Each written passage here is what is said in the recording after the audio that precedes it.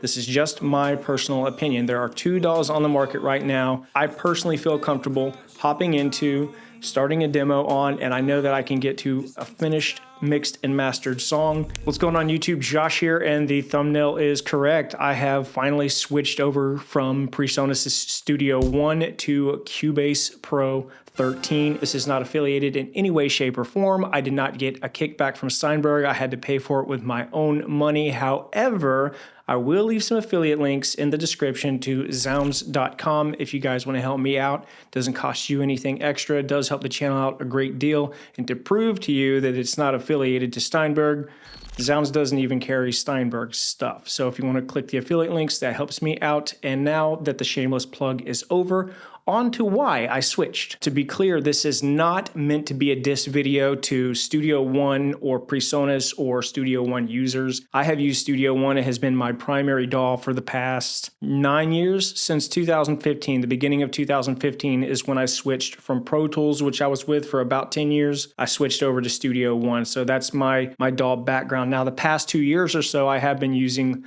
Logic Pro and Ableton Live kind of as a side chick, but Studio One has always been my main DAW for mixing, mastering, and editing. This is just my personal opinion. There are two DAWs on the market right now. I personally feel comfortable hopping into, starting a demo on, and I know that I can get to a finished, mixed, and mastered song. That's Cubase Pro 13 and Logic Pro. Studio One, for me, unfortunately, has never felt that way. I have never opened a Studio One session and thought, you know what?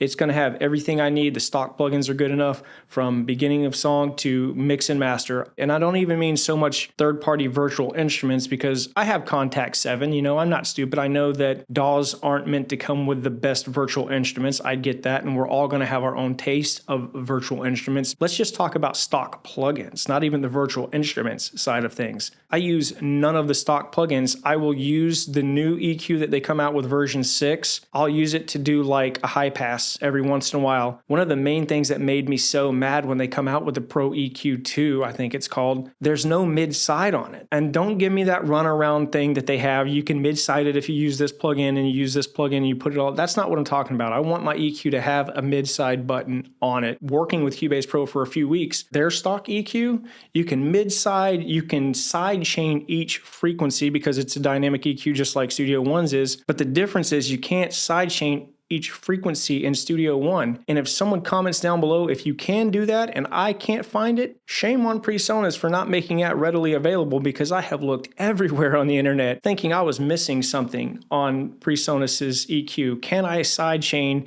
each band dynamically? There's no way to do it that I could find at all. And the EQ is just one stock plugin story amongst a whole bunch of them. And I'm going to make a video with Studio One on one side of the screen and Cubase Pro on the other side of the screen. So if you guys are curious about any one feature over the other one, leave a comment down below. I'll be happy to make a video comparing the two of like, yeah, this one does this and this one doesn't do this, because Studio One still does one thing that it is second to none. And this is not my opinion, this is fact. Okay, it's my opinion, but it's fact. ARA2 integration with Melodyne.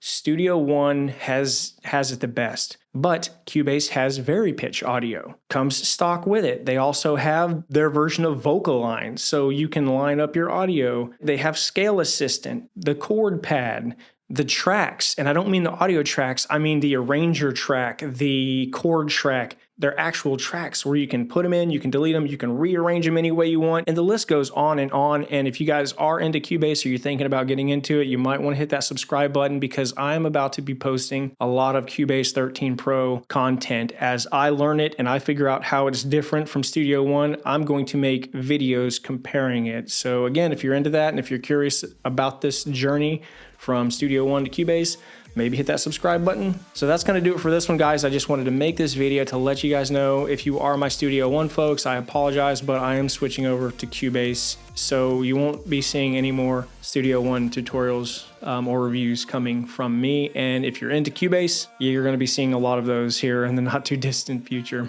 So remember, it's called music theory, not music fact. God bless. Have a good one.